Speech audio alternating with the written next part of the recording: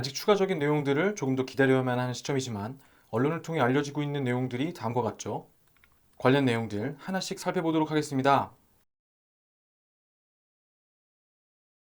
오염이 되었다라는 단어, 초미세 영역을 다루는 반도체 공정에는 아주 치명적일 것이라는 생각 아마 모두들 하실 겁니다.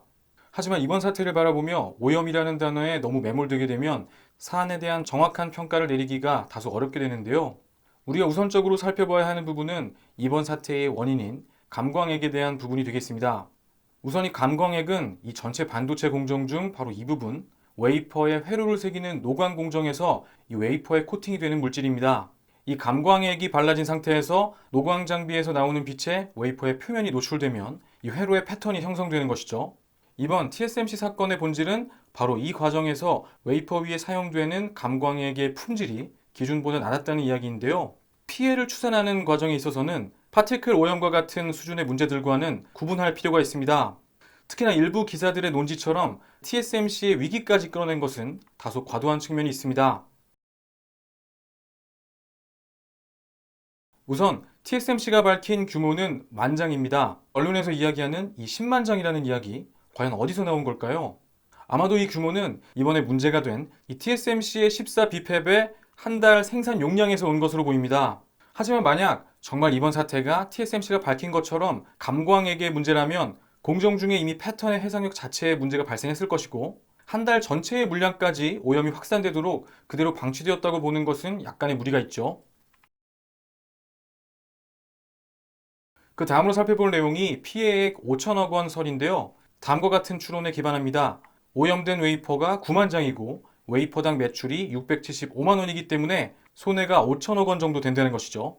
우선 앞서 오염된 웨이퍼의 규모에 대해서는 함께 이야기 나누었고 이 뒷부분 역시 문제가 있다고 느끼셨을 거라 생각합니다. 기대 매출을 모두 손실로 계산한 것이죠. 우선 삼성은 TSMC에 이어 이제 2위의 파운드리 업체이기 때문에 경쟁 업체이자 시장 선두 업체인 이 TSMC의 악재는 삼성에게 분명 호재가 맞습니다. 하지만 TSMC의 발표대로라면 이번 일로 인한 TSMC의 피해 혹은 삼성전자의 반사이익의 규모는 극히 제한적으로 해석하는 것이 옳겠죠.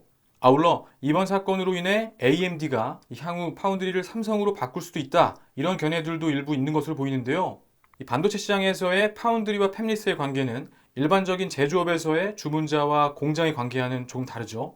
계획의 측면에서 바라보면 보다 장기적이고 기술의 측면에서 바라보면 보다 전략적인 관계입니다. 따라서 단기적인 문제가 발생하였다 하여도 바꾸는 것이 쉽지 않고 바꾼다 할지라도 새로운 파운드리와 기술적인 부분을 서로 공유하고 테스트 단계부터 다시 시작해야 합니다. 이렇게 파운드리를 바꾸게 되면서 발생하는 비용도 생각해야 하고 현재 파운드리 시장의 독보적인 1위 기업인 이 TSMC와의 관계를 고려한다면 이전 결정은 그렇게 쉽지 않은 일이 되겠죠. 끝으로 가장 중요한 부분은 아마도 파운드리로서의 신뢰도 부분이 되겠는데요. 만약 TSMC의 주장대로 납품받은 감광액의 문제라면 이번 사건을 통해 기존 고객사들이 TSMC의 이 파운드리로서의 위상을 재평가할 만큼의 아주 치명적인 문제라고 보기는 어렵기 때문에 삼성이 얻게 될 반사이익은 한정적으로 평가하는 것이 합리적으로 보입니다. 주말과 함께 연휴가 시작되죠. 푹 쉬시면서 반가운 얼굴들과 행복한 시간 보내셨으면 합니다. 새해 복 많이 받으십시오. 시청해주셔서 감사합니다.